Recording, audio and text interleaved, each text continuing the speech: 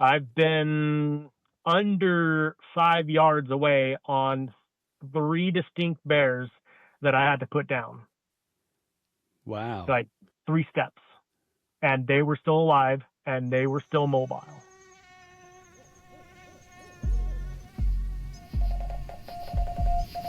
Welcome to the Wild Dispatch.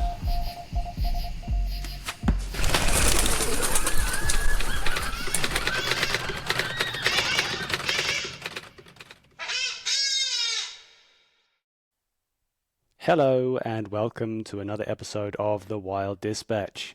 I'm Robin and I'm back with more skills and stories from the wild. We have another wild episode for you today.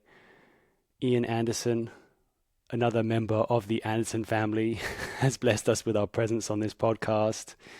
Ean is a phenomenal outdoorsman.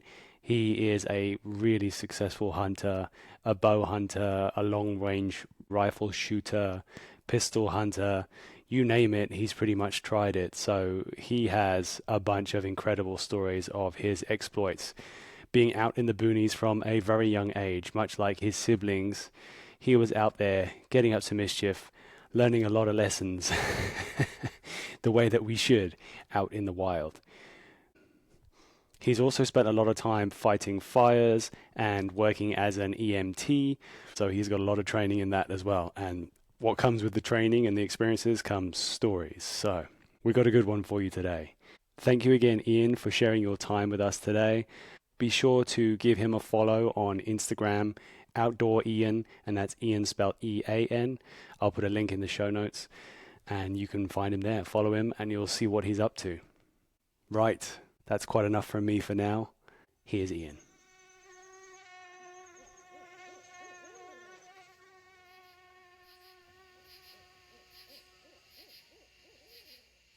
We did this before. Sorry if it's tedious, man. Just protocols, it's like before flying, they have these things in place. Don't worry, I've done quite a few jobs that you have to have a checklist. Okay, good.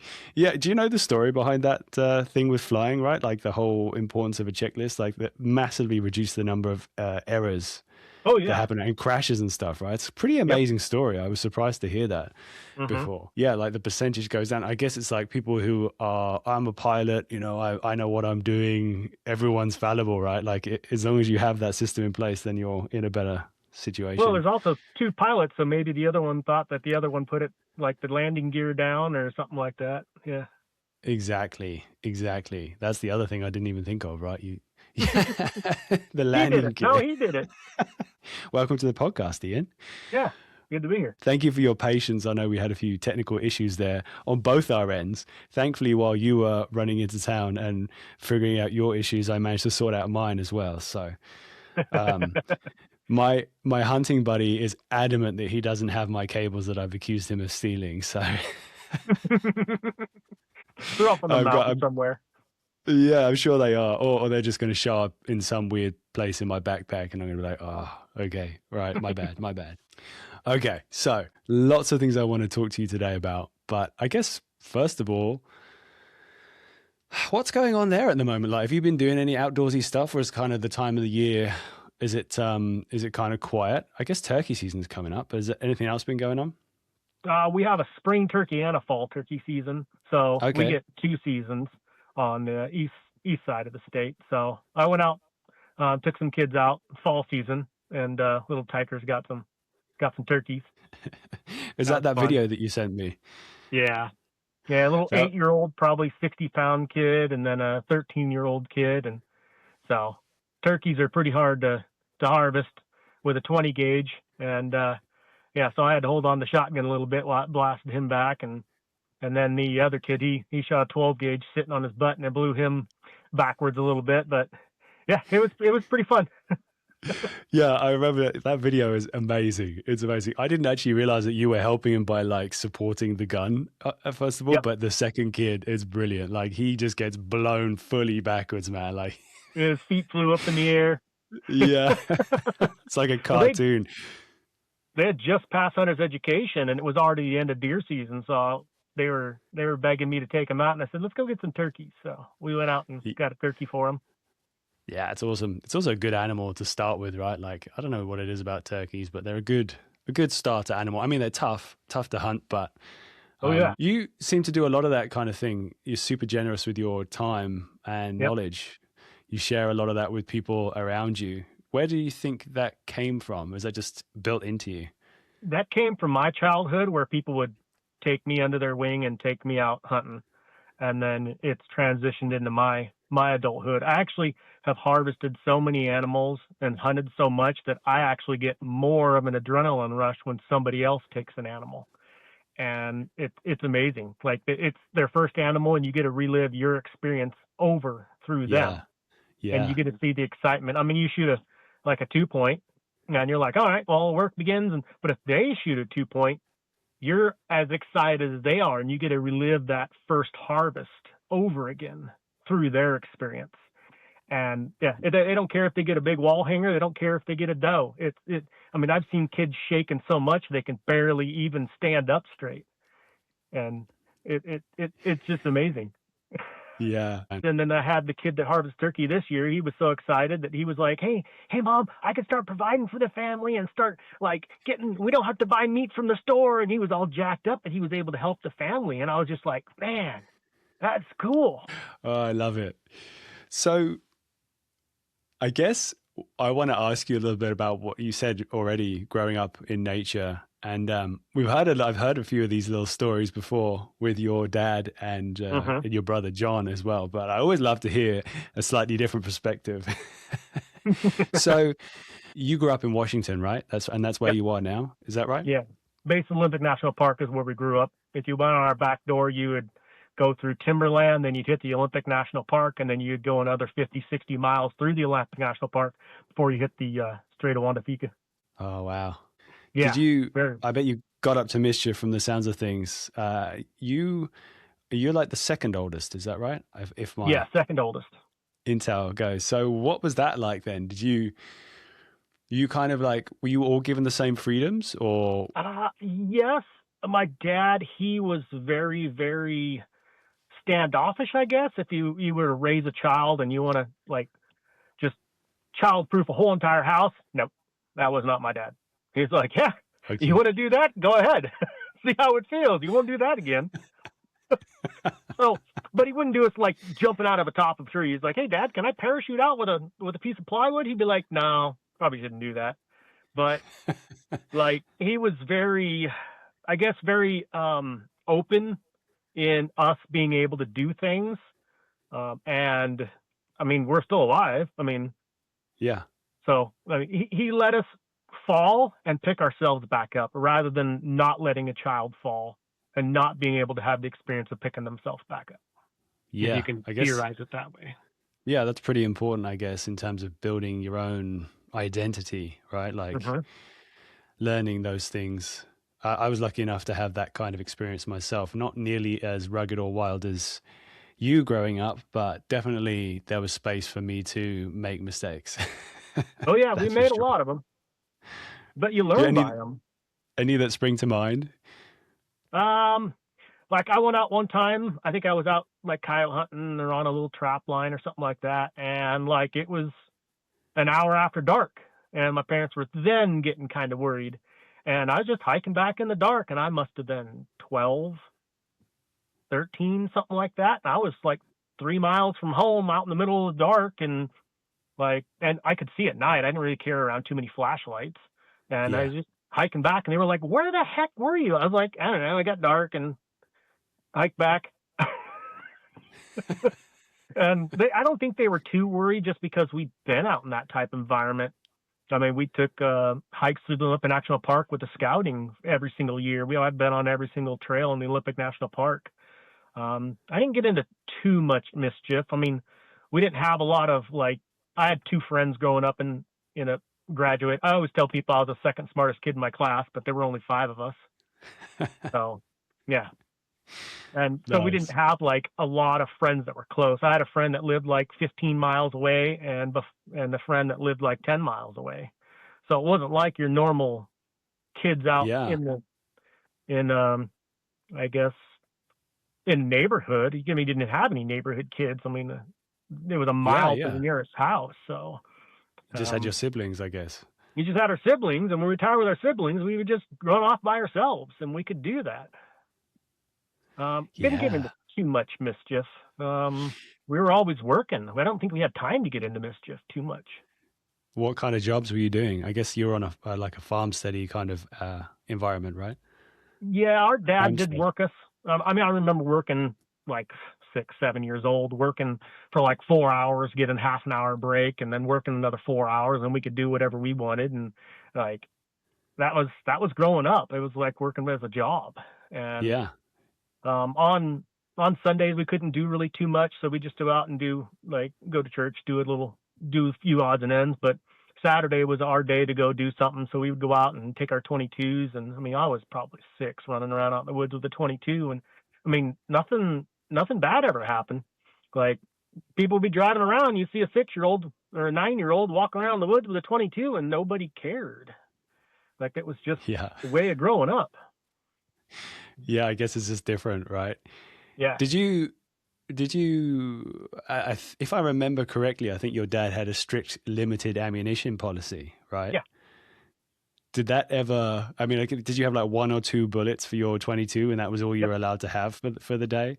They were all bolt action, so you couldn't waste ammo. You had one shot, and you either had it, and we ate most of the animals that we harvested. Rabbits and grouse, and we did get into Tweety birds when we were younger, but growing up, I know that wasn't as ethical but I wasn't thinking that back then. I was just learning to be a predator and a prey.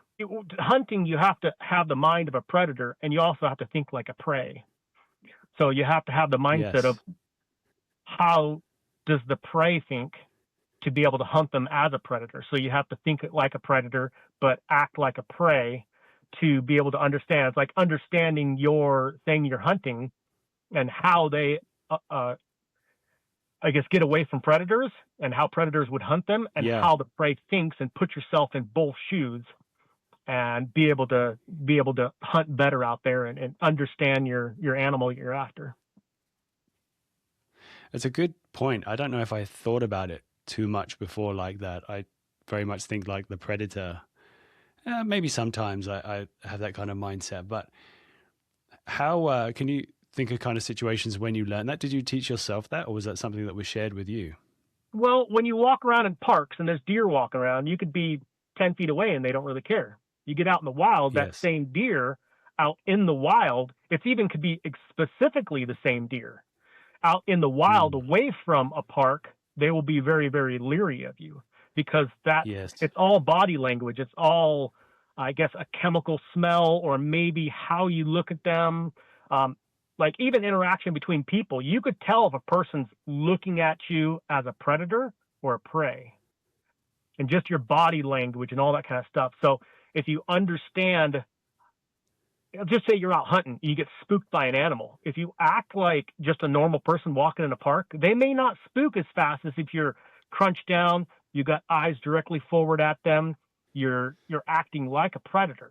So sometimes I've spooked animals, and then I just, I'm spooked, and then I just start walking around like somebody at a park, and it'll calm them down. And then you walk off and you come back at them from a different direction, and you can rehunt them. It's kind of that theory. Yeah. I've experienced exactly that before as well, where it's so much like, however you want to determine it, body language, whatever you're putting out, like energy wise, it is interesting. It makes a huge difference. Like just being super casual, like, oh, I don't really care what happens. Like you're not interested. You're not giving that focus. You're not pouring that attention on an animal, because they really do feel that, don't they? Oh, they do. Yeah. That's so curious, because I think I just tried that one time when I was lucky enough I get to go over to South Africa a bit, and because I have family over there, and there's these animals that I spent years trying to hunt, and they're so flighty, really crazy reactions. I mean, they're insane. Like these little kind of antelope that are tiny things. Like you can shoot an arrow and they won't be there because the reactions are so quick. But I've had it before. Like one time I managed to stalk within like 6 yards of one, and it was because I just walked. I just like, I just was super casual, kind of walking around, and I don't think it saw me, but there was definitely like that. If it, whether, I don't know if there was the energy that I was putting out, but it was like super relaxed and not really worrying too much about it. And then afterwards, I was like, oh, I wish it was always that easy. Yeah. They can also hear by sound. Like predators also make very little sound, where some person walking around the woods that doesn't know what they're doing makes a ton of sound. So I bet you it knew you were there, even if it couldn't see or smell you, because animals know the footprints of a human. We're bipedal, so we have 2 feet. We don't have 4. Most animals out there walk on 4. So as they're walking, they can hear that 4 footstep fall instead of 2 footstep fall. Yes. Yeah, that's interesting, right? Like there is an audio, and I guess, yeah, that's something I kind of learned to do, is sort of break up the way I walk so that it doesn't just sound like, like you said, like a bipedal human walking along. So yeah, that's interesting. Yeah, humans are, just one more thing on that. Humans are the only thing in nature, other than an animal scared or an animal migrate, that has a point A and a point B to get to that day. Animals just meander. And so if you hear something crashing through the woods, it's either being spooked or in danger or heading out, or it's a human.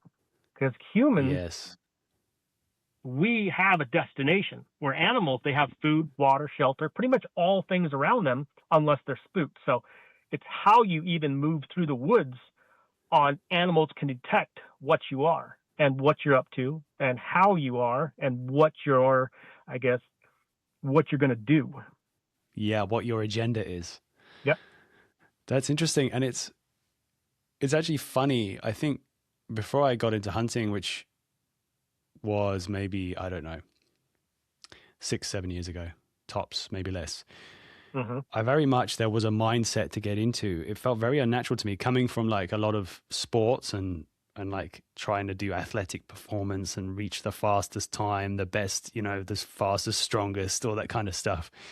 It was really hard for me to go for a walk slowly. Like the mindset of just being like, oh, I'm not maintaining a certain pace or a certain power on my bike. That was a really hard switch in my brain, because now when I go for a walk in the woods, it's like, oh, I'm just meandering about, and it's really nice to just look around, see what's going on, notice stuff. Usually it's like see a mushroom on the ground, get distracted by that. But that slow meandering, you're right, is definitely the moment when you see things, right? Because you just give yourself the time to actually observe and be there. Yeah, that's so curious. Yeah. I have a note here. I asked your dad for some tips of things to ask about. Yeah. He said Boys Week. Yep. So tell me about Boys Week. So Boys Week, during the summer when we're off school, my dad would take a week off of work and we would go wherever we wanted. Like, all right, guys, let's just go for a drive. And it would be Boys Week, and we'd go out and camp and fish, whatever we wanted to do. Yeah. And so we would go to, remember going to, Sisters, Oregon, and collecting, what did we go down there get? Quartz. We went and got obsidian. We went to Montana a few times. We would just start driving. Wow. And if we saw a cool place that we want to go to, I mean, that's back before internet. You couldn't like just Google things. So you'd have a road map, or we'd go to, like we had one Boys Week that we just went to old like mining towns, and we would just go to these old mining towns and like just have fun. It was just dad and the boys, and we would just go out, and it was a week long of just dad experience with the boys and teaching like they used to do back when. Yeah, that sounds amazing. Mm-hmm. So you went to Montana, you said. That's a long way from Washington, man. That's a long drive. Yeah. In a week. Yeah, you got to be moving. Yeah, so we drove over there for like a day and a half, and then got there and then just spent time. I remember one time my dad caught this massive fish, and then I don't know what happened. Somebody let it go, or accidentally like dropped it and let it go. It was a massive fish. It was in this little tiny pond. I mean, this had to have been a 24-inch trout. And I'm not joking the size. And so like my dad was really bummed out. And so I think the next time I don't remember who actually let it go. The next time they caught a fish, he just grabbed the fish and threw it back in the water and said, there, See how it feels? I still remember that. Oh, how did they react? I imagine there could have been some tears at that moment. Well, let the punishment fit the crime. If Dad caught this fish and somebody else let it go, the moment that he caught a fish, Dad's going to let it go. So you can kind of understand the feeling. I don't think it was that big of a fish. I mean, it was a way smaller fish, but for a little kid catching a fish. But that's just the way it was. It was hard love, and that's the way I grew up, and that's the way I tried to raise my kids. Yeah, justice. You made me think of something that happened to me when I was younger. So I spent a lot of time sailing around. My parents, particularly my dad, but my mum as well, they're both like obsessive ocean sailors. So they've always bought cheap boats and done them up and then gone sailing around. But that was kind of like summer holidays for me was spent on a boat, usually going places. But I really remember, I think when I went to visit them at some point in Scotland, which is where they live now. But we were fishing and I pulled in a fish. Usually we always have like a line over the back of the boat. Yep. And I'd caught a fish. I can't remember what it was. I feel like it was bigger than a mackerel. It was a decent sized fish. And I think my dad like grabbed the fish, quickly like processed it all and everything. And then there was this moment where he had the fish and it was all dirty and slimy, right? But he gutted it and everything, but it had no head on. And he took it and I could see his brain working. He like leaned over the side of the boat as we're going along at like 5-6 miles an hour, dips his hand in the ocean to wash it off, lifts his hand out, and there's no fish there anymore. Obviously, because you can't try and dip a slippery fish in the ocean as you're traveling along. I couldn't believe he did that. I had like higher expectations of my father than that, but so I owe him. I need to get him back next time we go fishing together. Yeah, it might have been a wahoo or a mahi-mahi, or do you remember what color it was? Yeah, it might have been actually. I think it could have been because I do think we were over in the Pacific at some point. I think it might have been, it could have been a mahi-mahi. I don't remember, but it was a decent fish and that was a silly move. So I didn't let him live that down for a while, but yeah, I think you're right.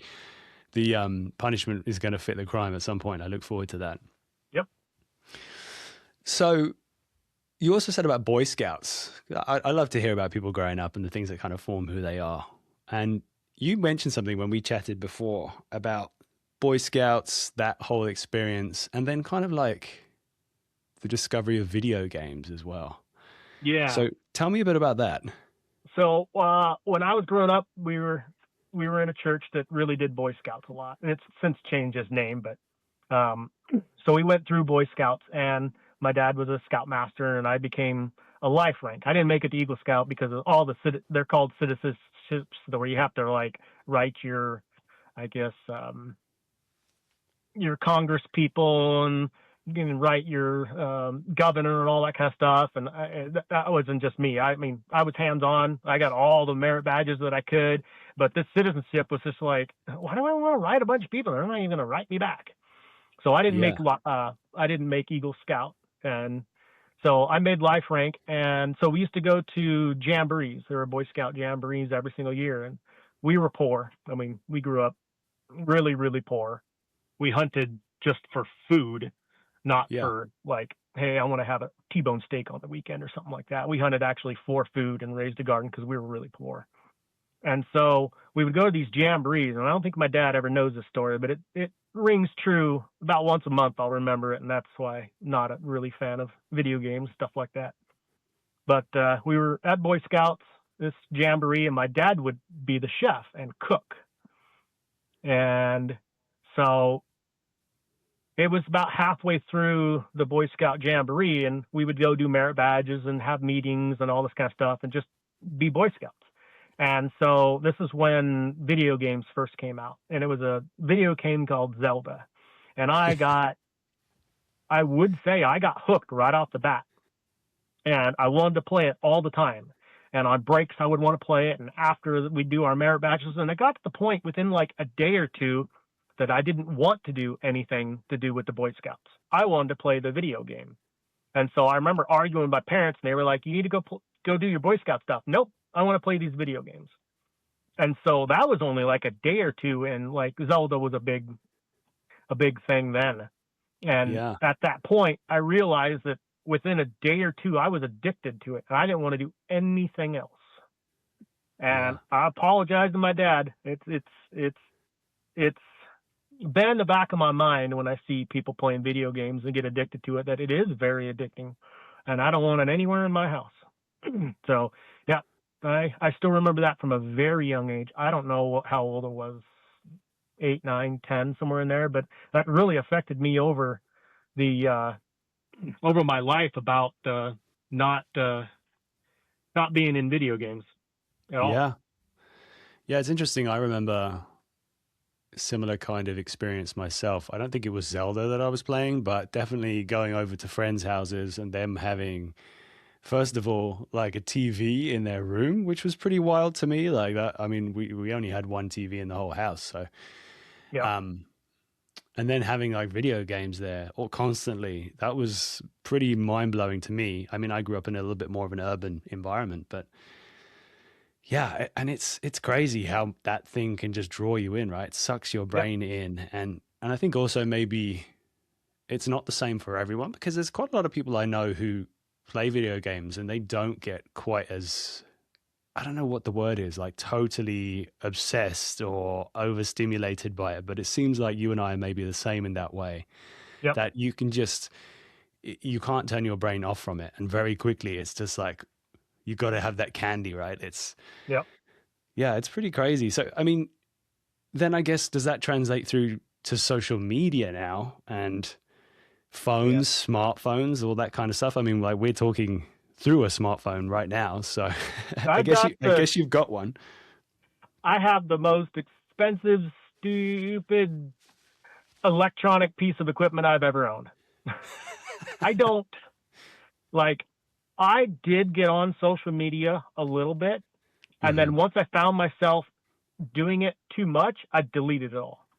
And then when I did get back on it, like, I do have a social media account, but the only access I have to it is where I can comment on things, see things, but I can't actually surf things. Okay. So I don't get addicted. And I do that is, if you don't have that, you won't be tempted to do that. I have a TV at my house, but it's not connected to anything. If we want to watch, like, I only watch like a few shows, if at all, but our internet's, as you can see, is so bad that usually when we try and watch it, it just crashes and we go, okay, well, that's why we live out where we live, is we don't have the access to be able to get into it. Yeah. And I just don't, I don't want to see people do things. My whole ideology is, I don't want to watch somebody do something that I would want to do. I'm just going to go do it. And I'm really bad about videotaping. So I do have, my wife has a social media account, and I do have mine through hers, and then I'll do some things, and like she'll make up the video and I'll approve it and maybe add a few more things, and then she'll post it on my social media account. But actually, me having social media on my phone, nope, I won't do it. Me having a TV that can watch in the house, nope, I won't do it. Yeah. It sounds amazing. It sounds like basically your wife has taken the role of like PR person for your for your adventures, which sounds ideal. I wish my wife would do that. Yeah, I don't do anything. Like, I got too much work to do. I'm busy all the time, so I don't really have time for doing that. So tell me what kind of work you do, because I remember when we spoke before, you do quite a few different things, right? Yeah, so I work for the Department of Transportation here in Washington State, and I do freeway maintenance and snow plowing, driving in the wintertime. But we haven't had much snow this year, so mostly I've been putting down a little bit of traction material on the road so that people don't slip and slide off. I also run a business. It's I call it firewizing, and but you go in and you clean land up to where the land doesn't grow up, and then the brush gets so choked up that it just creates a massive forest fire. So my business, I have a tractor and some chippers and mowers and chainsaws, and the ability to go into a place and clean it as if a fire went through there, a natural fire, return all the chips back to the land. And you do it in such a way that it makes the land healthy, and it provides, I guess, I don't burn it too much. I mean, during really wet times, I can burn a little bit. Mostly I just throw it through a chipper and I chip all the material back onto the ground. Yeah. So, I mean, the Indians, for a lot of years, they burn an area off. And if you go, I love old growth forests, but there's nothing to eat really underneath them as in for deer and animals, stuff like that. And there are a few animals that do live in the old growth forest. Most of them are birds. But there's really nothing to eat underneath the ground, underneath an old growth forest. It's interesting because there is a forest near me. It's Jackson State Demonstration Forest, I think it's called. And it's a lot of redwoods, and it's quiet. It's a quiet forest. Maybe that's just because I'm plodding through there too noisy, but I don't think that's the case. It's really hard to find animals there. Occasionally there'll be a bear or like the occasional turkey, but it's super quiet there. And I think there just isn't that much feed around, right? No. What is it that got you into that kind of fire clearing role, like that job that you created for yourself? It's a business that you owned, right? Yeah. I was a wildland firefighter for a lot of years. I was an EMT, EMT basic, EMT IV technician, EMT advanced, just under like a paramedic. I was also a wildland firefighter and a regular firefighter. I was in search and rescue, but doing wildland firefighting, I would go to fires after they start and try and fight them to put them out. And it seems like we were post-active instead of pre-active. Yes. And so we would go and like these fires would just get raging and take out hundreds of homes on these big major wildfires. And so I was like, well, what am I doing to prevent these other than just I'd go there afterwards and put them out. And so I started a business that goes in and clears up people's land. You space the trees out, you take out the non-indigenous trees, you leave the regular trees, you trim them up about 10 feet, and you take out all the underbrush that's too much, that is just a choked up mess. Kind of the same theory as if a fire was to come through every 10 or 12 years and clean it out. You clean it out to those specs, and then the forest gets healthy. And you mechanically do it. And I understand the reasoning that fire is better, but fire also kills a lot of things, and you got homes out there. So if you can go in there with equipment and clean it out, and yes, you're burning fuel and you are using machinery out in the wood, but it's a less footprint for cleaning up that land rather than fires. So I've got a lot of people around here that I clean land for, and I go in there and space the trees out and take out non-indigenous species that aren't supposed to be here, and make the ground healthy, and then also help the landowner too. So I built that business. That's great. What kind of non-indigenous trees are the most common offenders that you have to deal with often? Pine here, bad. Okay. They literally, so the pine tree, it's really brushy. It sucks up a lot of water. The needles and the tree kind of acidifies the ground. It doesn't let anything grow other than what I call just a little bit of grass. And it just makes when the pine needles fall off, they make an almost a barrier to the ground for things to grow through. And it's taken out everything here. And it's really a pine that you can't really use for other than chipping. It doesn't really do good for lumber because it rots out real fast. So you can't sell the firewood really. I have to give it away. I'll just give it away to people. And you can't burn the pine in your wood stove because of the creosote. Yeah. So it's just for, I guess, campfires, and not a lot of people can use like 10 cords of campfire wood. So I give it away. I had no idea that that's actually not native to the area that you're in. So wait, what kind of pine do you mean? I can't remember the exact term name for it. Oh, okay. No worries. I mean, we do have lodgepole pine around here. Okay. But it gets choked out by these other pines. They're a longer ponderosa pine, maybe. There's like 5 different kinds of pine around here. It might be a ponderosa pine. Where I am, there's a lot of like bull pines and things like that. And I happen to love them just because the porcini grow under them a lot. But I'm curious. I would have just assumed that in this area, pine is kind of one of the, well, I guess there's a few different species, aren't there? But one of the ones that is actually native to here, but it's interesting to hear that it's not. I wanted to ask you about being an EMT, volunteer firefighter. I bet you've had some pretty wild experiences doing that? I mean, anything that you're comfortable to share, but I'm sure you've got some stories. Back in my fire department, I started at 16 years old. We were in a very, very small department. This is way back before all the rules and regulations that are now. So I started with the fire department at 16. My first call out was to my neighbor. She was rolled over and ejected, and the truck landed on top of her, and we couldn't find her forever. And finally, I looked down, and just underneath the frame was some fingers sticking out, and so we lifted the car onto her, and we went ahead and put her in the body bag, and it didn't affect me. I don't know why it didn't affect one of the EMTs there, but I was like, wow, it didn't affect me, and I can actually help people out. So I started doing the fire department.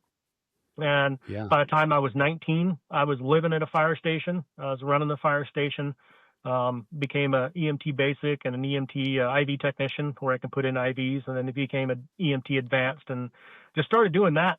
I was on in a little town called Shelton. We had a big mill fire, and I was the first in engine, and it had I want to say 2 million board feet of lumber that went up. We had I think we put 1.6 million gallons of water on this fire. We were shooting our straight streams from our deck guns at it, and it was almost evaporating before it hit the seat of the fire.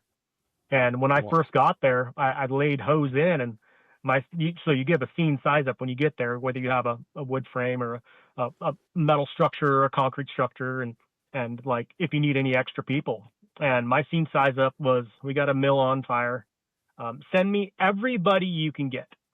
Yeah. That was my size up. And we had a foam truck from Seattle come down. We had another truck from Tacoma come down. I want to say we had 130 firefighters on that, when 16 different districts. And I fought that thing, I think, for 16 hours. Wow. I'm going to interrupt our normal programming for just a second to invite you to do me a favor. If you're enjoying the podcast, then please make sure you remember to give us a subscribe or a follow, whatever platform you are listening on. And if you get a chance, it would be amazing once you're done listening to hop over to give us a 5-star review. A 5-star review, maybe with a little bit of writing, is always a fantastic way to push us up in the algorithms, so people who enjoy wild kind of content like the stuff we produce will find us quicker. That way I can get hold of more amazing guests like Ian today. Right, back to the podcast. Yeah, it started at 4 or 5 o'clock in the afternoon. I didn't get off the fire till noon the next day. And it was a big one. It sounds like also logistically, it must be so hard. I guess you've got everyone's kind of on standby and ready to go, but supplying everyone with food, water, whatever. I mean, it's going to be hot work, right? Like, you're running around. Yeah. Is dehydration an issue when you're doing that kind of thing? Yeah. So back then the bottles were only half an hour. You'd only get 15 minutes out of them. You got to worry about egress and ingress, how many fire trucks you're going to get in there, whether how many people you can put in there, way the wind's going, what the way will change. So if you're fighting a fire at this angle and the wind's going perpendicular or going 90 degrees to you, what's it going to be in the next 3 hours? Is the wind going to shift, and now all that smoke is coming right over you? You have to pull all your stuff. And if you have to get out of there real quickly, if something happens, it's a logistic nightmare on that big of a fire. You have let's just say 16 engines on the scene, and you're all flowing water, and there's hoses going everywhere, and it is a logistics nightmare. Yeah, it sounds it, man. Yeah, firefighting, when you're in your firefighting suit, you could be up over 150 pounds of gear, and then it gets wet, so you're almost like wearing 150 pounds worth of equipment, and it's made to keep heat out, but it also keeps heat in. And so when you're really working, how is the mechanics of your body to cool down? You sweat, right? Yeah. How can you sweat into a thermal insulated suit that doesn't allow heat in or heat out? It's a really tough job. Yeah, man. So, and there's that's just something you've got to deal with. Just deal with being super hot from cooking from the inside out as well. Man, I never really realized there's like a double whammy going on. Yeah. Yeah, that's wild, dude. Have you had any close calls or situations? You said things can change on a dime, like the wind changing or... I was crawling through a house one time. and I could see the fire in front of me. But what I didn't know was that the fire got underneath and behind me. And we were in a small department. We didn't have the teams that can go out and do this and do that and do that. A lot has changed in 20 years. Like, I mean, going back to the fire department, I was like, wow, that's changed. That changed. So I was on the initial attack, and I was the hose man. I was going through, and I didn't know what the fire got underneath me. And while, I mean, in mobile homes and stuff like that, they go up really fast. And so I was going down the hallway, and the floor fell out in front of me, and I went down into the flames, and all I did was open her up and put it on fog pattern, pretty much just fog up the whole area, and then was able to climb back out and get back out of the fire. But yeah, I've had a lot of, I wouldn't say a lot of close calls, because it's grown over the years of fire departments were killing firefighters trying to put fires out to save structures or save businesses, and we finally was like, it's not worth it. So a lot of times now we don't go in if it's questionable. It's Okay. changed a lot. I mean, there's got to be some amazing emotionally charged moments, although it sounds like from some of your stuff working as an EMT that you're able to remain relatively detached. But I bet you must have had some pretty powerful moments rescuing people. They must be so grateful at moments when they're perhaps the most scared they've ever been in their life. Yeah, I don't think I'm a hero, but I've done CPR, brought people back, saved people out of extricated cars.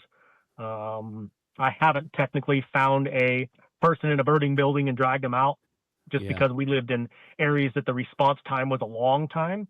And the smoke would have got them already. One thing I did get an award for. We got an MBA rollover, and we call it the mechanism of injury. Nowadays, cars you can have them majorly screwed up, and they crush in a way that won't hurt the person. They're pretty cool. But the mechanism was so great, and we were like, no, he was up walking around all fine, and we're like, no, that car is super messed up, dude. We would like to backboard you and get you on a stretcher and put a seat collar on you and get you strapped down and take you to the hospital. He's like, no, I'm fine. And we were like, no, just how bad that car is. There was so much energy that went through that car. And so we finally convinced him. He had a broken neck. And the doctor said that if he would have twisted his neck up slightly, even one way or the other, the wrong way, it would have killed him. Wow. He had a bunch of bone shards and a crushed vertebrae. And some people's adrenaline are going so fast and they don't feel pain right away. And so we got an award. That's wild, man. I guess like your spinal cord is exposed at that point. It was like super vulnerable. Maybe that's something that's going on there. Is that what the issue was? Your C1, 2, and 3 is where all your breathing comes out. Like if you go off your C1, 2, and 3, and your cervical spine runs.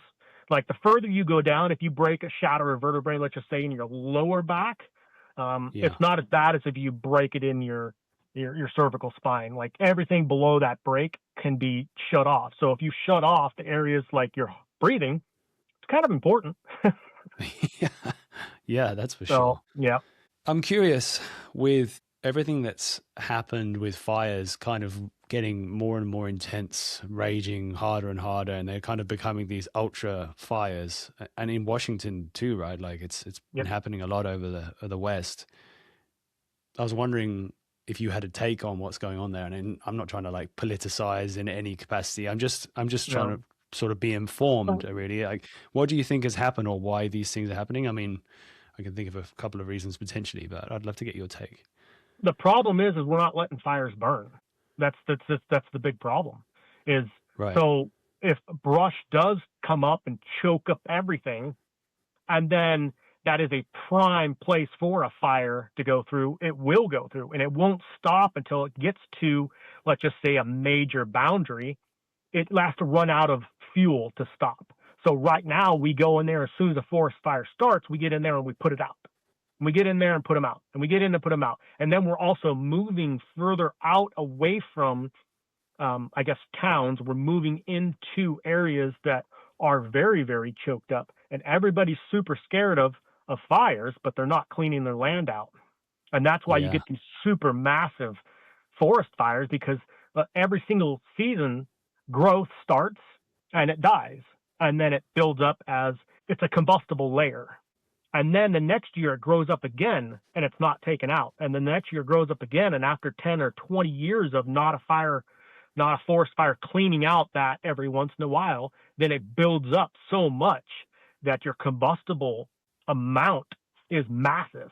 And then when they go off, you can't stop them. Okay.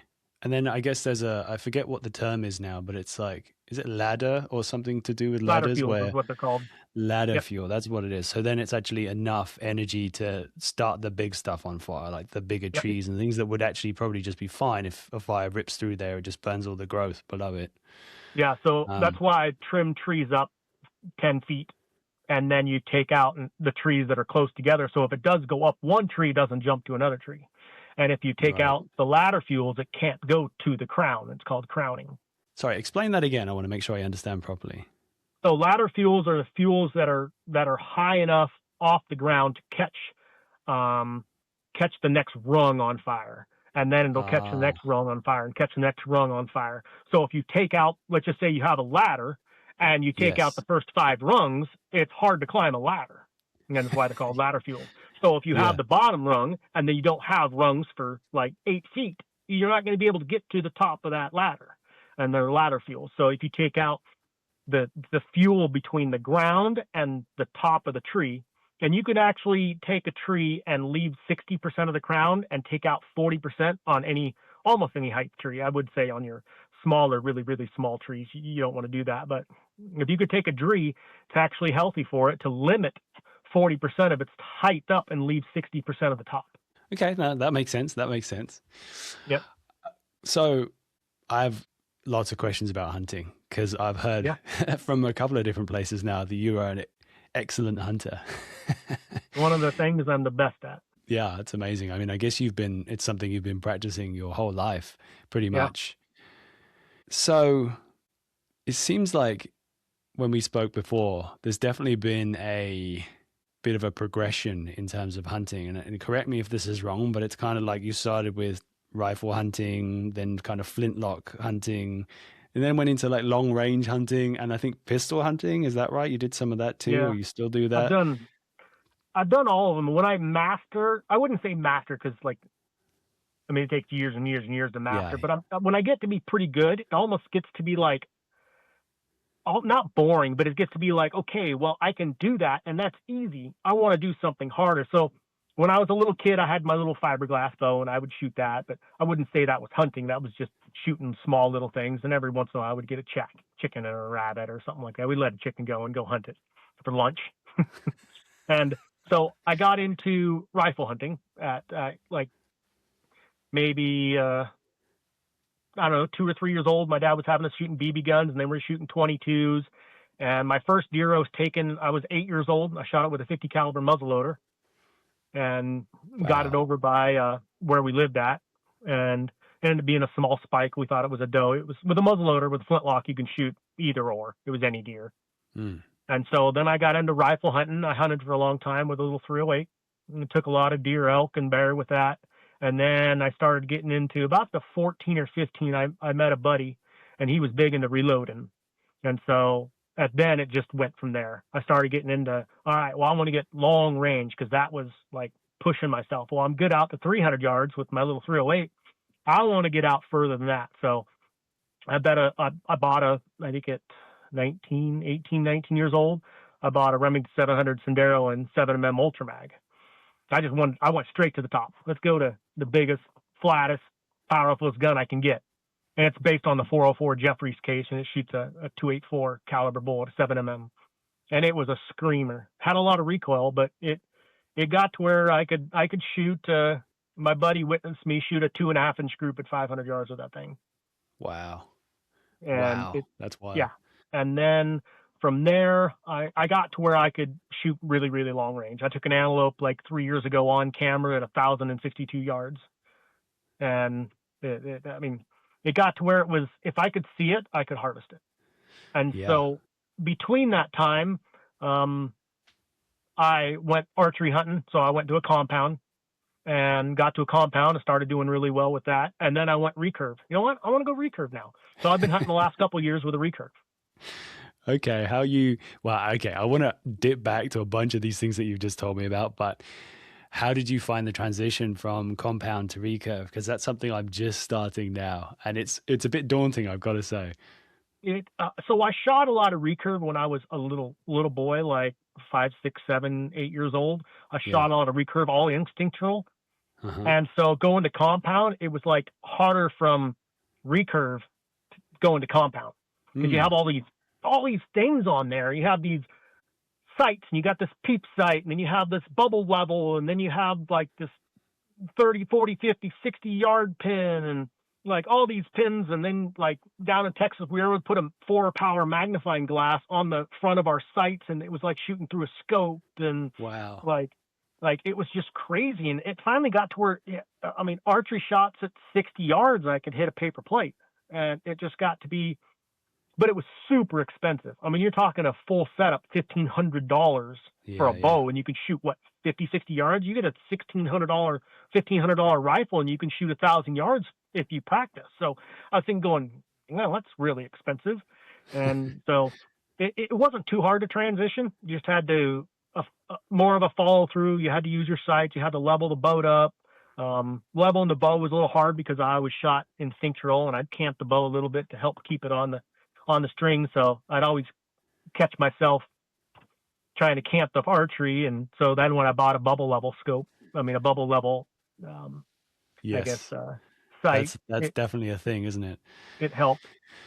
I'm curious though.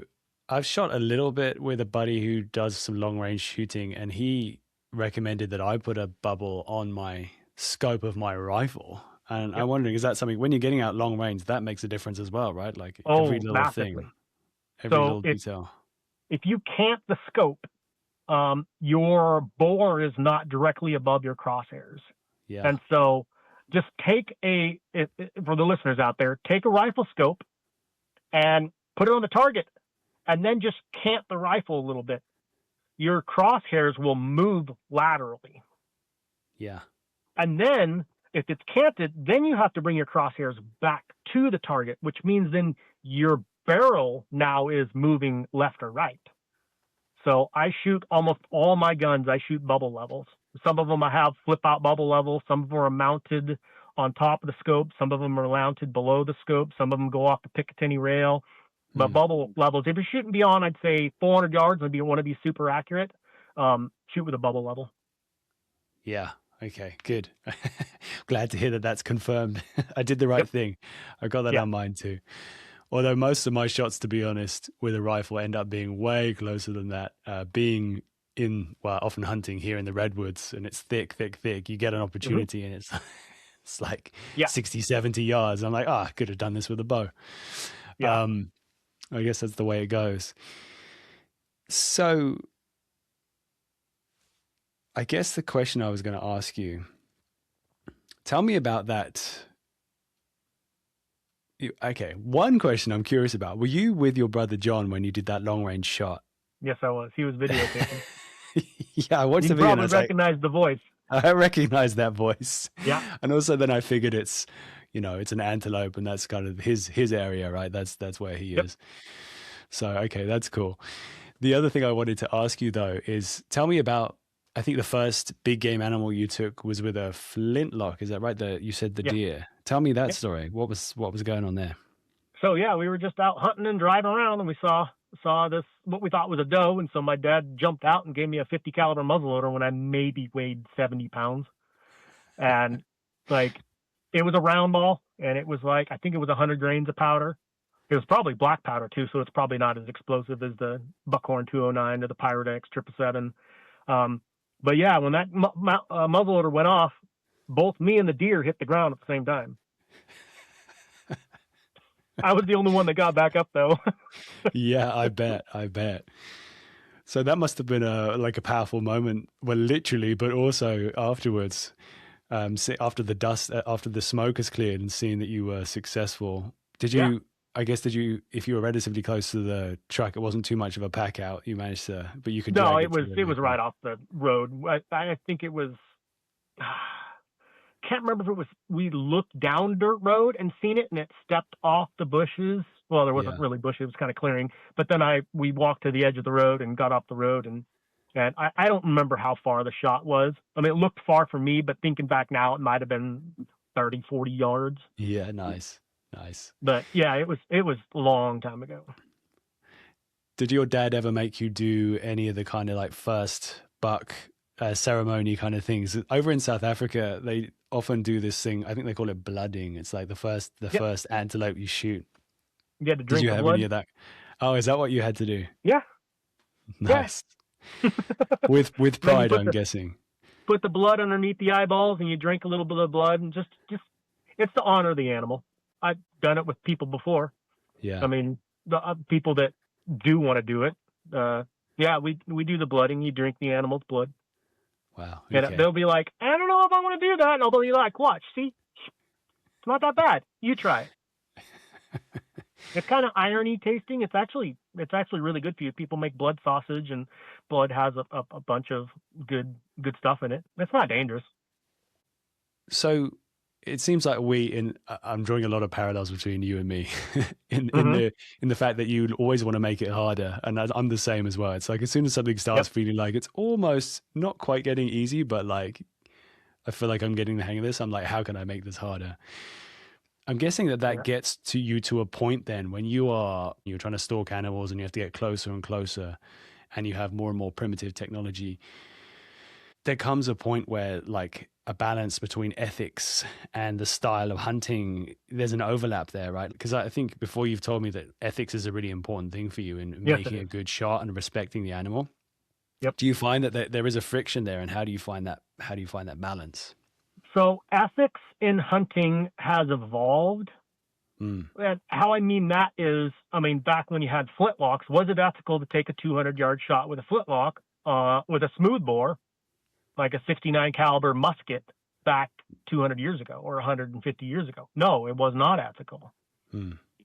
If you have a super flat shooting, high accurate rifle, taking a 200-yard shot is ethical. And then you have to go by somebody's, I guess, how well they shoot. How much are they invested in shooting? When I tell people that I took a 1,062-yard shot on a pronghorn, and they tell me, well, that's unethical. I ask them, how many barrels have you worn out? Not as in a cocky way. I just ask them, how often do you shoot? Well, I shoot a box of shells a year. I say, I probably shoot 200 to 300 rounds a year before season, and when I'm working loads up. And like, I've got almost $11,000 into my long range rifle, and I built the rounds specifically for the rifle, and they'll shoot under a half-inch group at 200 yards, which is a quarter MOA rifle. And if you take MOA all the way out to 1,000 yards, if it's a quarter MOA, that's 2.5 inches at 1,000 yards. And I've also shot out 2 barrels on that rifle. So I explained to them, if you shoot a lot and you get to where you are confident you can take that shot, you are ethically. Me taking an 800-yard shot in no wind with when I know my dope is more ethical than somebody that doesn't go out and shoot all the time taking a 200 to 300-yard shot. And they just think of it as distance. They don't think of it as, I mean, if you think of like high accurate people, they're shooting 2-inch groups at 1,000 yards consistently, or a 5-inch group at 1,000 yards consistently. I mean, they're punching paper and they're shooting very specialized rifle. But so I shoot a lot every year. And if my gun shoots under 3/4 of an inch group at 100 yards, that gun's wore out.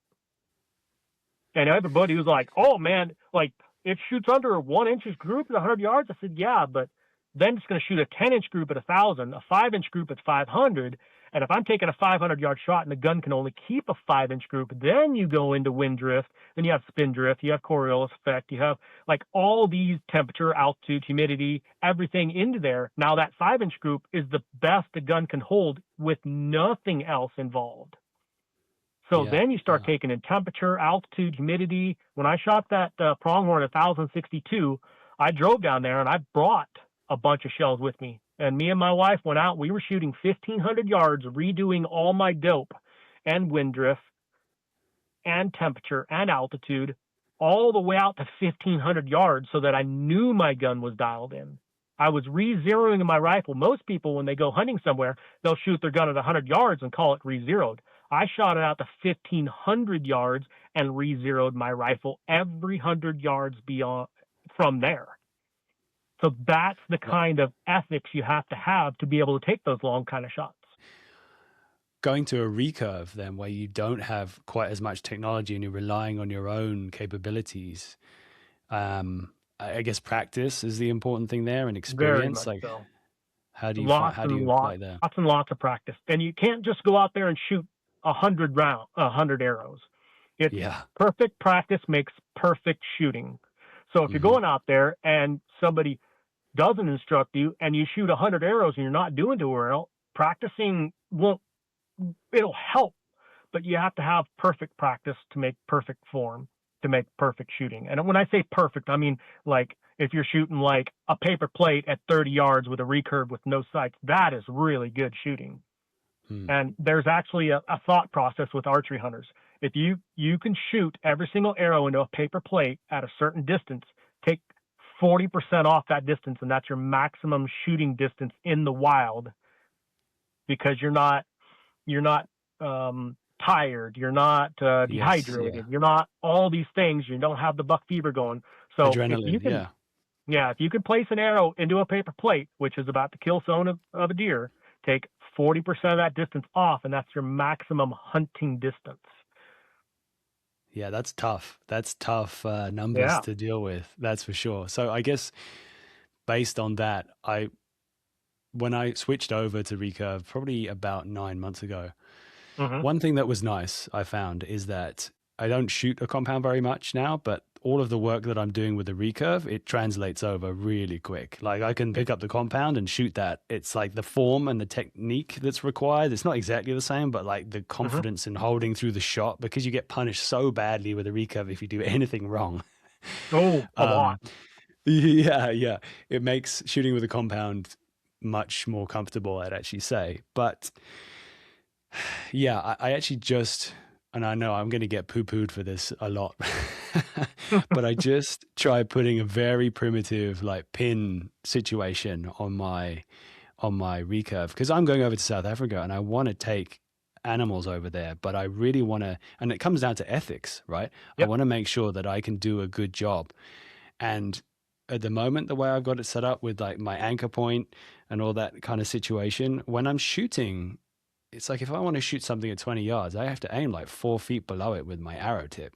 And trying to get precise with that, I just couldn't get that like lined up. But using just one pin, instantly I'm like, oh, okay, no, now it's so much easier to judge where I need to be shooting. Because I don't know, you're just like swimming in an ocean of nothingness when you're that far away, for me. At least that's what I found anyway.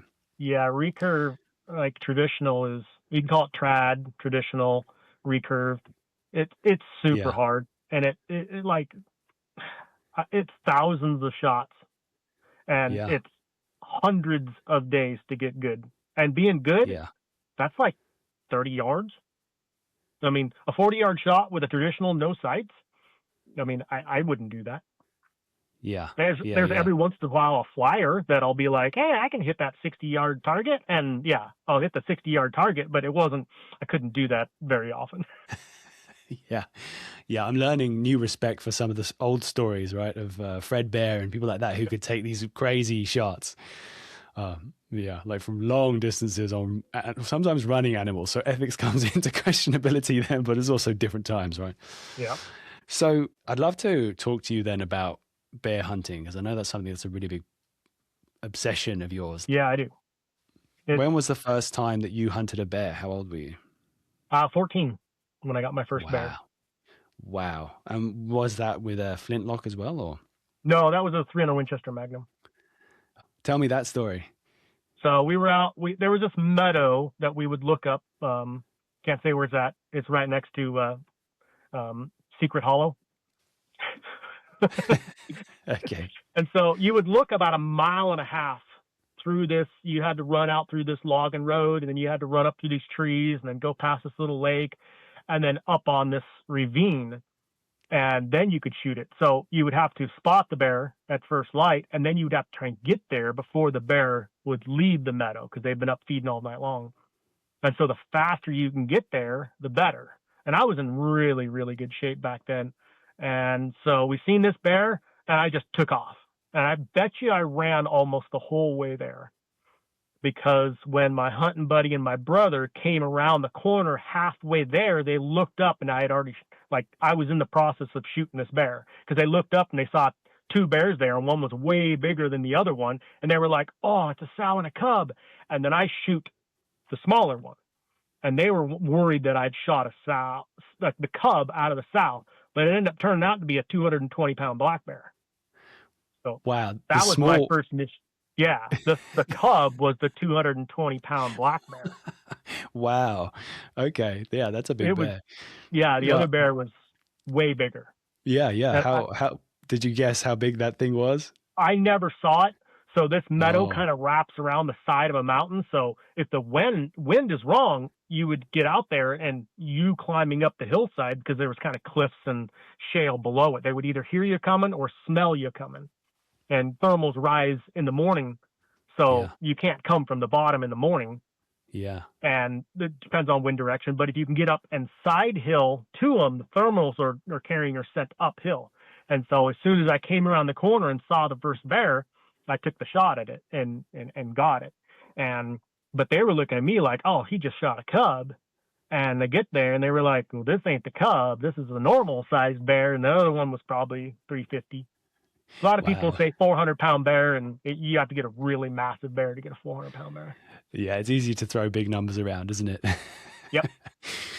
Okay, so then was that the moment then you realized, like, this is something that laser focus that you have, that obsession fell on bears? Like you really focus a lot on pursuing bears. What is it you think that draws you to hunting them? It's an animal that is a predator. It's a different type. You're hunting an animal that can hunt you, in theory. It's not like a deer where you shoot it, you have no ideology in the back of your mind is going to come and attack you. Same with an elk. Right. Yeah. Bears, those things are different. I've been under 5 yards away on 3 distinct bears that I had to put down. Wow. Like 3 steps. And they were still alive, and they were still mobile. And it is an adrenaline rush, and it is dangerous, but it's a different, like deer hunting, you don't get that. Like, I wanted to push the limits. I wanted to get into, like, one day I would love to go to Africa and hunt a Cape buffalo. Like, that is my old-time goal. But I just love, when I get really good at something, I push the limit. When I get comfortable with something, I'll push the limit. And it's always pushing that limit. So bears, they're the top of the food chain, in theory, even kind of above you if you didn't have all these firearms and like stuff like that. We're kind of equals. Yeah. And so bear hunting and cougar hunting is one of my big passions. So I've taken, I don't know how many bears. I've taken probably, and I mean, I could probably look back through all the records. I've probably taken 35 to 40 bears, me personally, maybe more. Wow. Up in Washington State, you have a 2 bear limit. So, and multiple years, I've taken 2 bears in 1 year. And the thing that's remarkable to me about that as well, not only is that amazing, it's such a huge number, but the fact that you can't bait in Washington and you can't use hounds either. No, they outlawed that in 1996. You can't bait and you can't use hounds. It's spot and stock only. So that's unbelievable almost how many you've managed to take. And I guess that's something I really want to pick your brains about because I also feel a draw to hunting bears and have been very close to quite a few of them. I luckily haven't had any situations where I've had to take aggressive defensive action, so to speak. But yeah, they are fascinating creatures. And I think when you are that close, I've really, although often I'm trying to like make a shot with my bow, also just seeing the way that they're thinking, and they're just such fascinating animals, right? They just like bumble around, they get distracted by stuff. In my mind, they're kind of like teenagers. I feel like they just have this kind of strange persona, but I'm sure each of them has a different personality. Tell me more about the moments when you had to take action against them. Was that with a pistol, or had you hunted them already and then they charged you? Pistol, shotgun, and rifle. Okay. Yeah. Okay. Well, different situations. Yes. So I guess my first one when I was younger, one of my good friends, she shot a bear, and I think she hit a little high, broke his spine. And so he was going down this really nasty draw. So I went and I got underneath the bear because we had to drag it back up that draw. I mean, that steep. And when we were dragging it out, we literally had to reach up above us, hold on to a tree branch, and then all three of us pull the bear up to us and then brace it. So it was a really steep area. And we kept on, she was, I would say, maybe 15, 16. And so we were trying to get her to put the finishing shot on this bear because it was her bear. And finally, we just got way too far down. And so my buddy told me, get below that bear. Don't let it go by you. And I had a little 357 Magnum, a Ruger SP101, and I got below it. And I said, all right, if that bear gets to me, I'm going to put a round in it. And so she ended up getting a position that she shot it. It flopped once and landed on my legs. I ended up grabbing the bear. Wow. That was my first one. My second encounter was with my brother Chris, and he ended up shooting one, and it went down in this nasty draw, and I went down in there, and I had a blood trail going down the middle of the draw, so I cut uphill about 30 yards and just ran as fast as I could, about 100 yards, and I cut down in, and there was no blood trail. So I knew that bear was between me and up the hill. So I just started working my way up, and there was this big brushy draw, and I had a little bolt action 308. And I went to go around it, and I heard breathing to my left. And I looked, and the bear was looking directly at me at about probably the width of a vehicle. And I saw its ears go back and its head go down, and I spun at the hip and touched off. And I ended up taking the bear right in the chest and put it down. But there's a couple stories like that. Your adrenaline must have been pumping after that. Oh, yeah. It's exciting. You have to watch out making threats about Cape Buffalo, because I could probably figure out how to make that happen someday. You might be regretting that choice. Oh, I would love to do that. A place I was hunting in a while ago, they did have an opportunity to hunt a female buffalo rather than a bull, and I was excited about that prospect. I didn't end up doing it in the end. But after doing a little bit more research, I sent a message to one of my mentors over there who has hunted all like the big 5 most dangerous animals with a bow. He's actually been on the podcast. His name's Dr. Adrian de Villiers. His nickname is Dr. Death, which is rather ominous. But he left this message to me, which is like, oh yeah, no, just the thing that you should know is that the female buffalo are the most dangerous. They'll just charge at you for nothing. Well, yeah, they probably have to protect their young. They're not like a boy that's just like out there on his own. Right, yeah. So I think my wife wasn't too happy with that piece of information. I'm not going to blame her. I definitely made the choice myself as well. But so you said something there about the body language of the bear, like its ears went back and it dropped its head, and that was kind of a sign to you. I'm curious, and I was wondering about asking you about bear body language. Could you talk through some of that stuff? Because I'm sure it's helpful to understand what's going on, understanding what they're doing, and reading what the situation's like if you're close to one of these things. So bears normally are up. They can even stand up. They can be upright. Their ears going back. I don't know if that's some sort of a sign of, it's kind of like humans when their adrenaline rushes up, that we get a surge of adrenaline or something like that, but their head lowering, I think it's to protect their vitals, because their vitals are on the side of their neck, and it is their stomach that they don't want it open on. Maybe they're lowering their head to protect that. But that If you see a bear and it's like looking at you, even if it stands up, I don't think it's just trying to catch your wind or get a better view of you. But if it heads go down and the ears go back and it kind of crunches down, it's ready to charge. Or if they start woofing at you and start bluff charging, they will do possible. If you're far enough away, they'll do a bluff charge, which means they'll charge. And then if you don't turn around and run, they'll stop. But Yes. yeah, if their ears go back and their head goes down and they start moving towards you, then you have to worry. Yeah. I was going to say, there's also a thing that I've seen them do before where they like yap, they like pop their jaw, like they do this weird thing where they're not necessarily making eye contact with you, but they're doing that. I don't know if you have any idea what that means. I don't know. I haven't heard any black bears popping their jaw. That might be a grizzly bear thing or something out of Washington State that does that. There's a black bear right by my house that's doing that. Oh wow! No, I've never never heard that. I've taken probably another 30 people out to their bears or their animals. I don't even remember. I can't count, but I've been in a lot of hunting situations with a lot of people. I love taking them out. I bet. What's the kind of idea behind bears and their varying flavor? You've shot probably more bears than most people and eaten more bears than most people. What do you think about that? Is it true?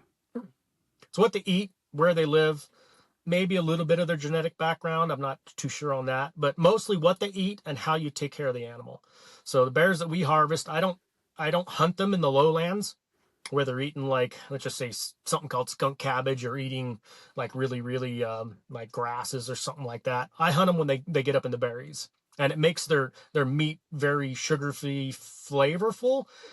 At our home church, we end up, I was feeding elk and deer and bear, and all the people, I didn't tell them which ones were which, and all the people take a second helping of bear.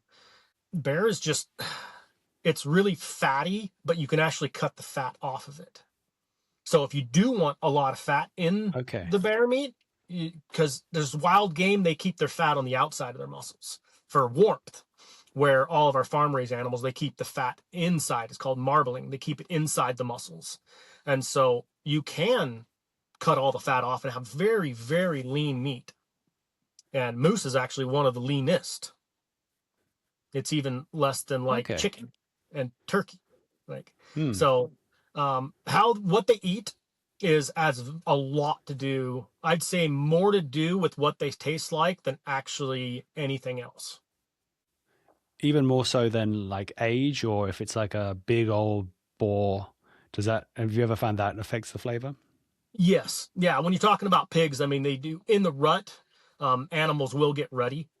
And so the rut does affect it, but that's not actual what they probably taste like most of the year. During the rut, yeah, they get swollen glands and their neck starts swelling up, and they get all like they just start stinking, and they don't eat much. And so I think that what they don't eat actually affects the flavor, because they're really in a stressful situation and they're working out and they got a lot of lactic acid in their muscles and all that kind of stuff. So that does affect it. But for an animal, let's just say you're not hunting them in the rut, that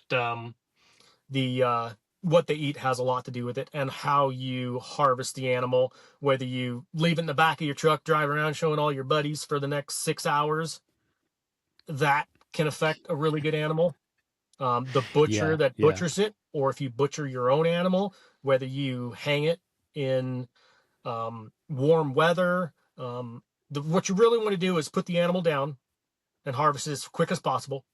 If you can, you cool the meat down as quick as possible, whether you take the hide off and hang it, or if you get it in a cooler, or if you bring coolers with ice in the bottom of it, and then get it home, and then you want to keep it dry. You want to keep it in a sterile type situation. You don't want to drag it through a river or drag it through the mud. Later on, you're gonna have to clean all that stuff off, which you're not gonna clean it off with water and soap. You got to pretty much cut the pieces off, which means you're gonna be wasting meat. Has a lot to do with what they eat and how you clean it, not actually, I think, how the animal is. Okay, interesting. I kind of had my suspicions about the theory about like, oh, don't touch the big old males or whatever, like I think. They do get old. They do get tough. But me, I'm not a horn hunter. You ever try to eat horn or cook up a piece of horn? It's pretty hard on the teeth. It's crunchy. So I don't hunt for horns. I mean, I've been putting in Washington State for 29 years and I haven't drawn a tag because I want something really good. Other than that, I just go out and shoot the first animal, harvest the first animal that I see, and I bring it home for meat. That's Get what meat you in eat. the freezer.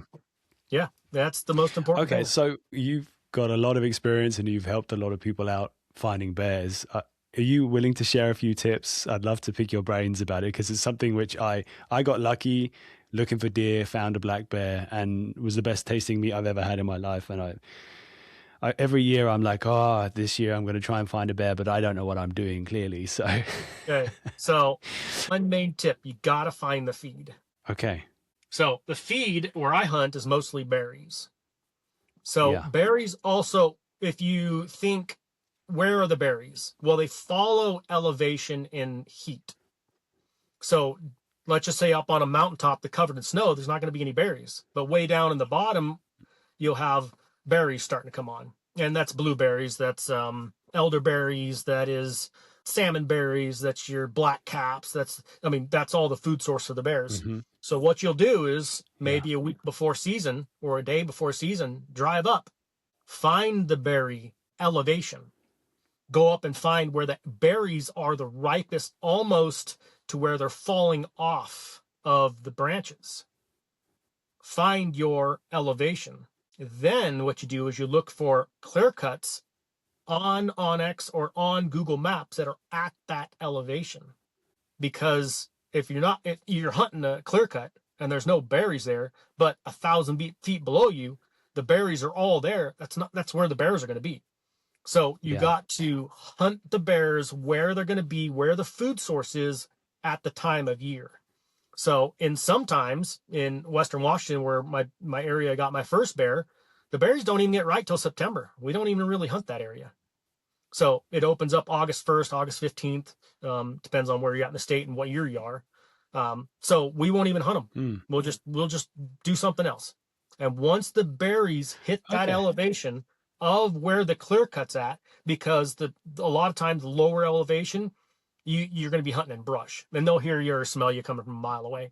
So what you want to do is you want to find the time of the year that the berries are at that elevation that you can see. Bear hunting, I've got it down to a science. I mean, I've taken a lot of bears. My kids have taken a lot of bears. But you have to get in an area you can see a long ways when the berries are ripe at that elevation, and you'll start harvesting bears.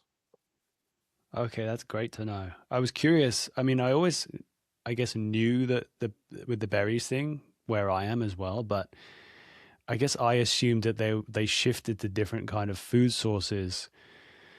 Like later on, have you ever tried harvesting bears like later on in the year? I guess if you're successful and you get them during berry season, you don't have the need to. But I've had a few times. Have tags that long. Well, that sounds like a nice problem to have. Yeah. Okay, well that's good to know. So deer season, elk season, I'm usually concentrated on them. And if I see a bear, if I still have a tag, I'll shoot one. But I concentrate on bear with bear season, and then I'll jump straight to deer, and then I'll jump straight to elk. Because deer and elk season is very, very short. And that's about the time that my business is also running and I'm working. So I have a very limited time off. So I haven't actually taken a bear in like 2 years, 3 years, because my wife and daughter have been doing that. Wife hasn't gotten a bear yet, but I take them out hunting. Okay. Yeah. Yeah, well, I mean, I guess ultimately it's fine. As long as it makes its way to the freezer, then it doesn't really matter who pulls the trigger. Yep. Have you ever had any experience calling bears in at all? You know what? I've done a lot of predator calling. I was a big coyote hunter and cougar hunter. Honestly, I have never called a bear in. Here's one tip I will tell the listeners, and it'll be worth its weight in gold. So when you're going out to hunt, if you have kids or people who haven't hunted very much, have them shoot at pictures of animals. And what I mean by is don't have them shoot at a target. And this comes into me being able to be with hunters and have them take a lot of animals. And like my kids, I have a son and a daughter, and they both took bears at 10 years old. And then my daughter took another bear at 13, took her first elk at 15. My son took his second bear at 13, and they're like, what is it? 8 for 10 on animals when they shoot at them, because I don't really let them shoot at targets. Animals do not have a target painted on their body. If you tell a kid to shoot behind the shoulder, well, and the guts is behind the shoulder is the shoulder, the spine's the shoulder. So what I would tell them, and this is one of the things that we didn't talk about, I want to get into, go down to your local library, print off pictures of the animal you're going to harvest. Put those pictures up and get a super accurate 22. I have a CZ target rifle that I put the same scope as my hunting scope on my 2 kids' and my wife's rifle. I'll put that same scope on the CZ 22 target rifle, and I'll use match ammo. And we'll put like 15 targets out at like 20 or 30 yards, whatever the distance is that you need it to be the size of the animal. They're going to shoot at like 200 or 300. And then what you do is you have competitions, and you say, all right, let's just say you have 2 kids. All right, whoever does the best shot for 15 targets gets to pick whatever candy bar they want tonight. And you turn it into a competition. And what they do is you get it broadside, you get it quartering away, you get it quartering to, you get it facing directly towards you, you have it facing uphill broadside, downhill broadside. And what you do is you get that mental picture of exactly where to place that bullet. And if they're shooting with a super accurate 22 and they're on like a bench with a bipod, and you can make their brain see the exact picture of where they want to place the bullet. Because if the bears or the animal is quartering into you and you shoot it behind the shoulder, it's going to be a gut shot. If it's facing quartering away and you shoot it behind the shoulder, it's going to be right down the rib cage, maybe break the artery in the shoulder, and it's going to come out the chest. And so animals, a lot of the times, like 99% of the time, are not perfectly broadside when you shoot at them. So if you copy off pictures and you have the kids or the family members, I do this. I'm an amazing shot, and I still shoot at pictures. And that sends a mental picture through your brain exactly where you want that bullet to be. That's a top tip right there. I'm gonna try that. I actually, not exactly the same, but it's before heading over to South Africa for the first time ever. I found like the cheapest 3D target that I could. Yeah. It's like a javelina, because warthogs are pretty small, and I just wanted to get that visual in my mind of like thinking of it as an actual shape and how much to drop, like shoot above and below it and all that kind of stuff. Because I think you're right. It's important to get a actual view. You're not shooting at a cross or a dot. You're shooting at a real thing, and you need to be able to visualize where you have to aim to put that thing in the right spot. So yeah, that's a top tip. I'm going to do that.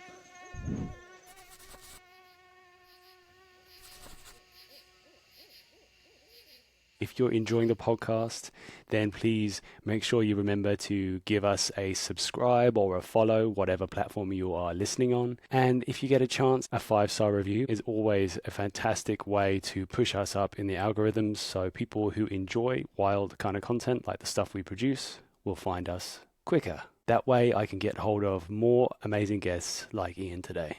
Right, back to the podcast. I had to jump completely out of it. Okay, I lost you there for a second. Where were we? So we were talking about bear hunting. So something I wanted to ask you, 2 things. One is, you said that they have a lot of fat on their external part of their body. Mm-hmm. Do you use that fat to make bear grease with? Yeah.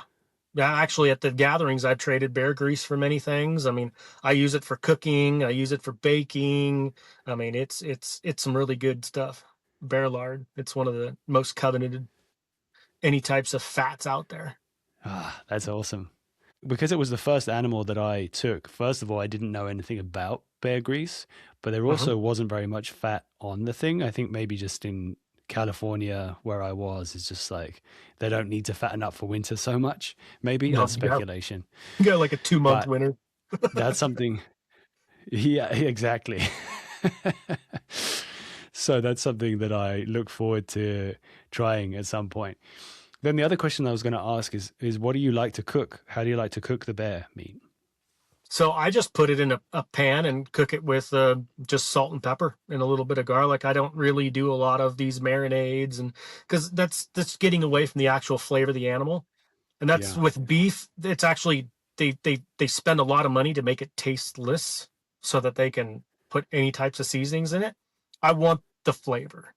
Mm. And bear meat's actually really, really good. It's high in fat, high in protein, super low in cholesterol. So let's just say I harvest a bear and I have 2 and 3-year-old elk and deer.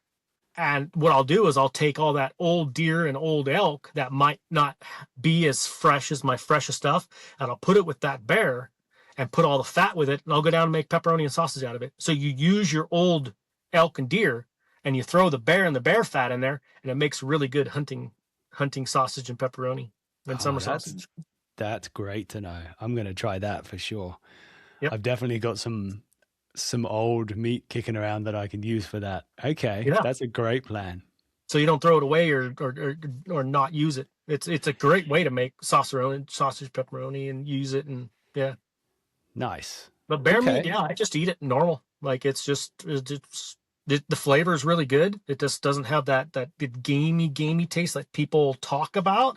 I don't think I've ever really had a real gamey animal, but I'm not out there horn hunting where the animal could be in the rut and could possibly be gamey.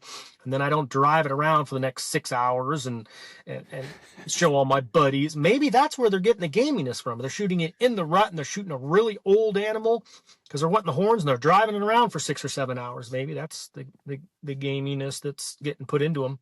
Yeah. So, is there anything else that you wanted to talk about with bear hunting, or anything that you feel like I should have asked you about it that you want to share? So, bears are pretty cool. Do you know have you heard anything about their gestation? No.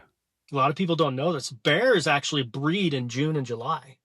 Oh, okay. And they called what's called delayed implantation. So she'll carry around the fertilized egg for months, and it will not attach to the uterine wall. And then once she gets enough fat reserves, if she gets enough fat reserves, then it will implant itself in the uterine wall, and then she'll have the cubs. So months she's carrying around a fertilized egg, and she will only become pregnant if her body is healthy enough for it. And she'll have 1 to 4 cubs in February, and they're born hairless and like really, really small. And then they'll grow with super fatty milk while she's still in the den and lethargic. And she can have 1 to 4 babies, and usually it's about 2. Okay. So a lot of people don't know that. Yeah. She'll actually carry around a fertilized egg. How interesting. And just And time it. Yeah. Right. So yeah, she doesn't, like most animals think the animals breed in the fall so that they have their babies in the spring. Well, bears breed in June and July.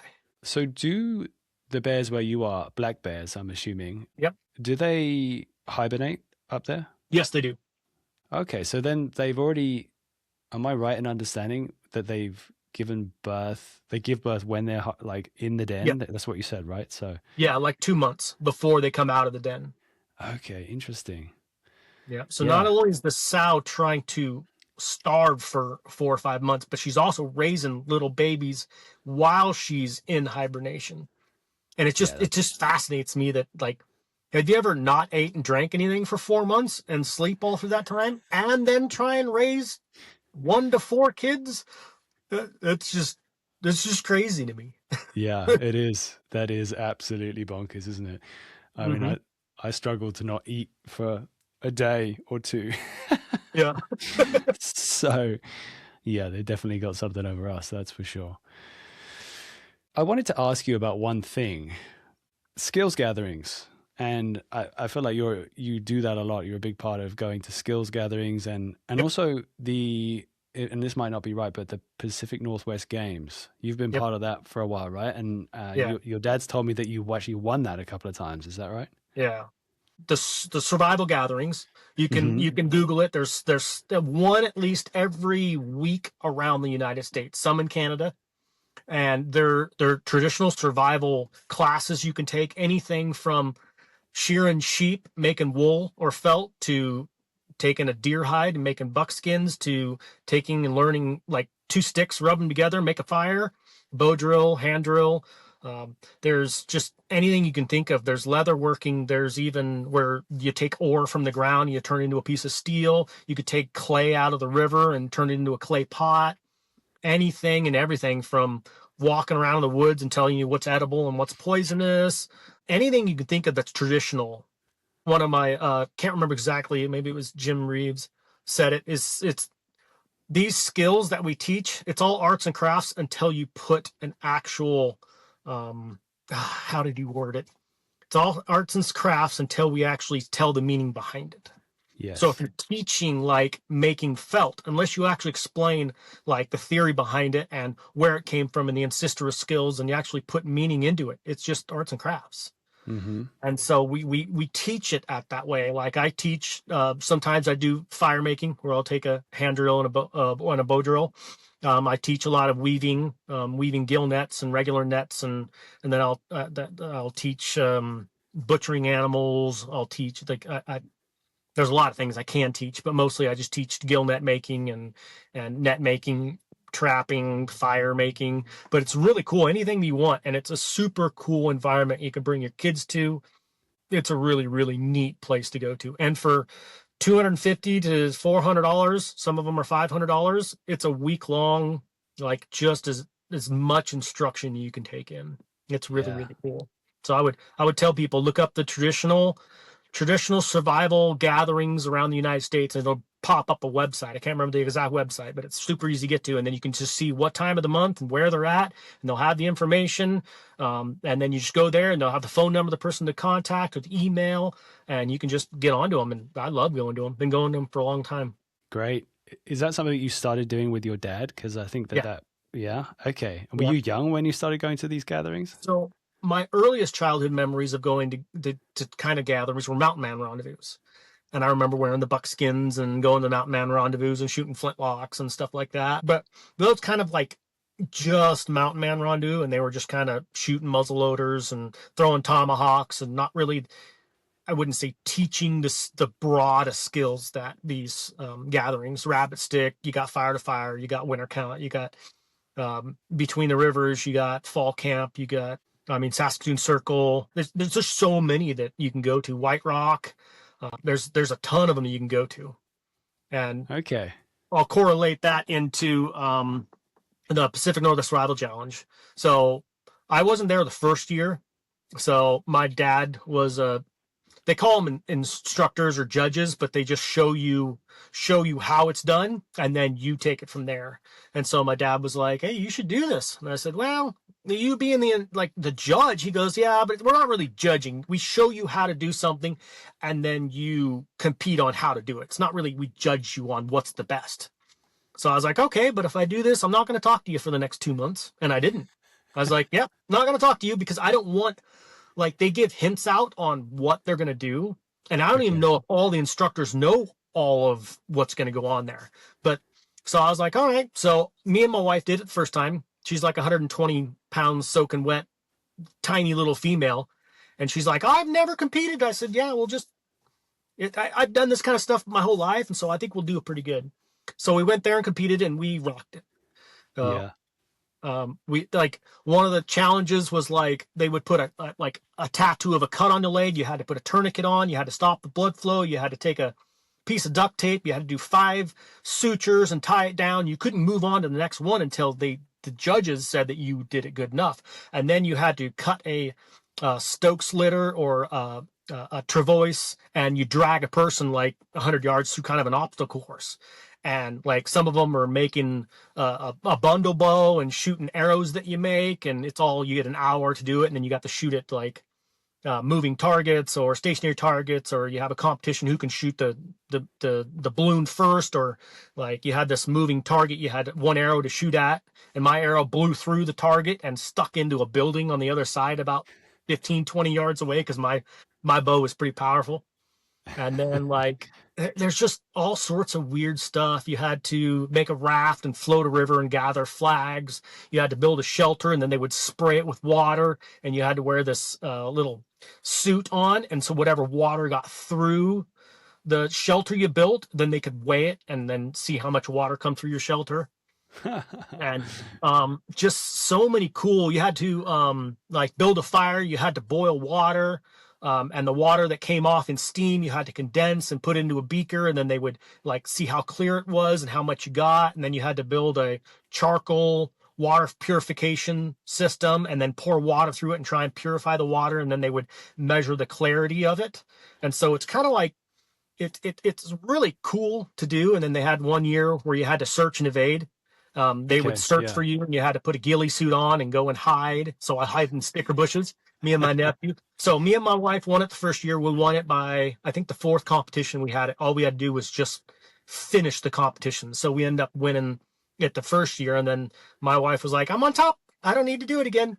And so I went ahead and tried to find another partner. Finally, my 18-year-old nephew was like, yeah, I'll do it with you. So me and him competed, and then we made atlatls and threw atlatls, and we won it again the second year. So I competed twice between about 50 teams and about 100 people, and I've taken first place twice. And so when I was doing really good in the competition, I told the people, I said, if I win this year, I'm not going to do it again. I said, I don't think it would be fair for me to keep competing and to degrade your guys' ability to get competitors to come in here if I'm winning it every year. So I told them, if I win, I'm not doing it anymore. I said I would like to come on as a judge or somebody in the background to help out, or an instructor or something like that. So yeah, Okay. they went ahead and took me on as an instructor now. Nice. So you're going to be doing that this coming year now. Yep. So what are you going to be instructing? Do you know? You don't know.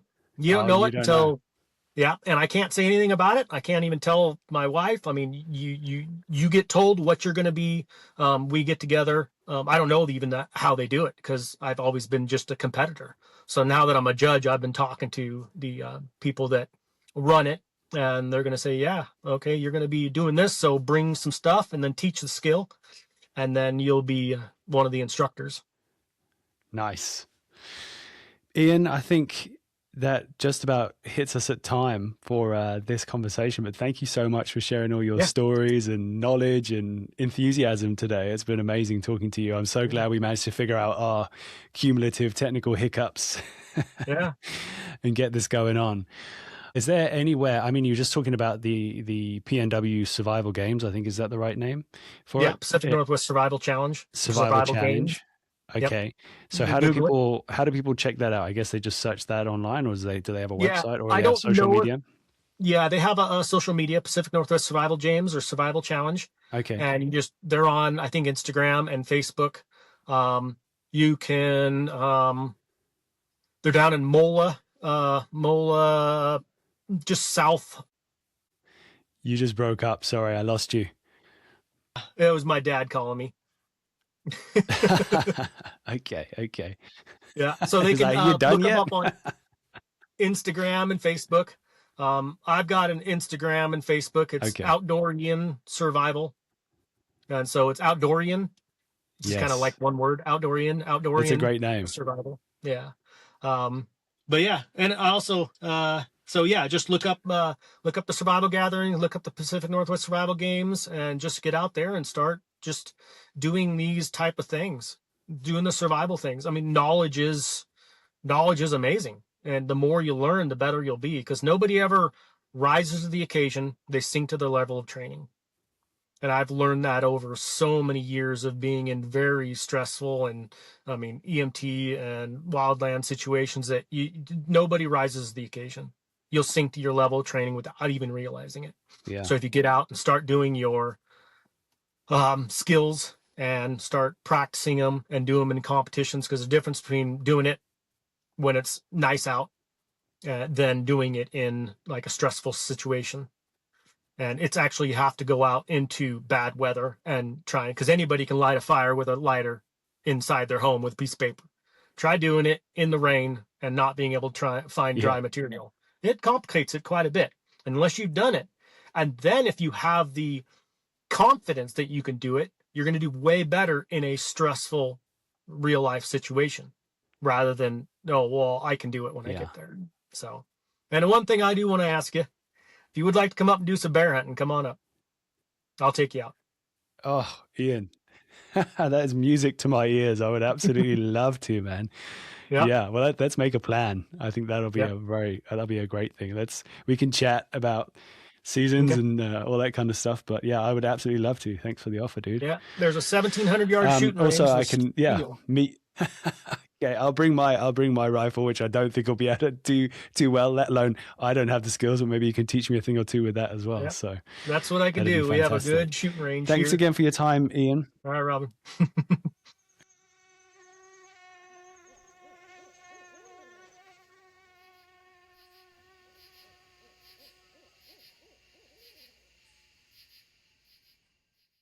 Right. That's another episode in the bag. Thank you, Ian, for being a fantastic guest and sharing all your skills and stories today. I am definitely going to take you up on that invitation to head up and chase some bear later on. I'm very excited about that prospect. So I'm going to head up and be the biggest sponge I can be and soak up as much of your wisdom as possible. Definitely head to the show notes and check out his Instagram, Outdoorian, and also the other links. They're down in the show notes. Give them a look and give him a follow. I'm just going to give a little update for a second. We're still in South Africa, but we're now heading north. We're going to head to Johannesburg. We're going to have some fun adventures. I'm going to be interviewing a few different people. There's another person from the fly fishing world, or actually I'm going to head to one of the top fly fishing shops in Johannesburg. I'm also going to stay at an amazing lodge. A friend has very kindly invited me to stay with him for a while, so we're going to get up to all kinds of mischief. There's another couple of guests he's recommended I get in touch with too, so I'm going to have to try and balance talking to people and also getting out there and trying to put this recurve bow in the background to good use. But that's quite enough waffling from me for now. Thank you everyone for listening and supporting the podcast. It means a lot. Thanks for listening, and until next time.